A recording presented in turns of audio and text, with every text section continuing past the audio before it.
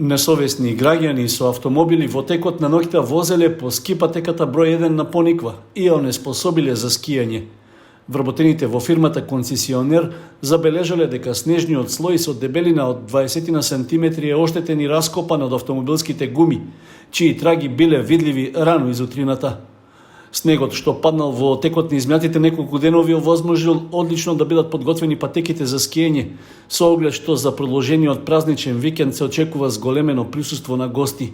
Сепак, нечие несовесно однесување и возење по снежната патека, без разлика дали е намерно или резултат на нешто друго, често создава вакви проблеми, вели Благој Манев, управител на фирмата Евроком од Кочани.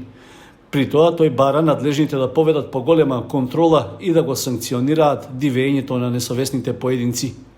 Во текот на предпладневните часови почнало санирањето на оштетувањата на патеката, при што се носел снег од други локации, а истовремено се поставува и дополнителна заштитна ограда.